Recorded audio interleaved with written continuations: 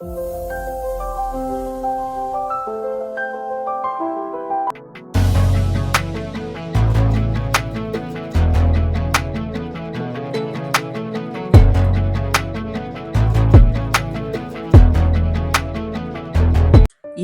நாம் வாசிக்கப் போகும் சங்கீதம் 88. என் இரட்சிப்பின் தேவனாகிய கர்த்தாவே, இரவும் பகலும் உம்மை நோக்கி கூப்பிடுகிறேன். என் விண்ணப்பம் உமது சமூகத்தில் வருவதாக.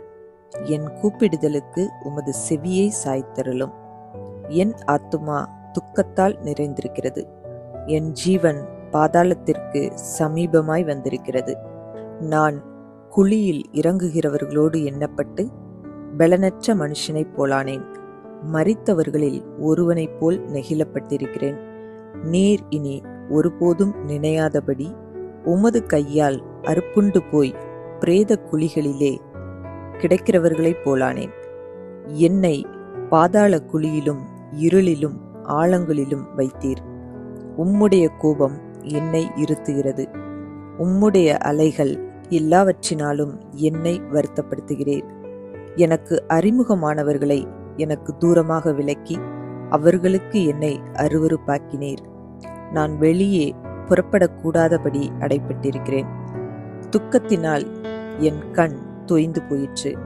கர்த்தாவே, அனுதினமும் நான் உம்மை நோக்கி கூப்பிட்டு உமக்கு நேராக என் கைகளை விரிக்கிறேன்.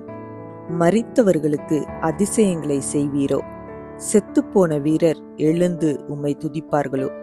பிரேத குழியில் உமது கிருபையும் அழிவில் உமது உண்மையும் விவரிக்கப்படுமோ? இருளில் உமது அதிசயங்களும் மறதியின் பூமியில் உமது நீதியும் அறியப்படுமோ? நானோ, கர்த்தாவே, உம்மை நோக்கி கூப்பிடுகிறேன். காலையிலே என் விண்ணப்பம் உமக்கு முன்பாக வரும். கர்த்தாவே, ஏன் என் ஆத்துமாவை தள்ளிவிடுகிறீர்? ஏன் உமது முகத்தை எனக்கு மறைக்கிறீர்?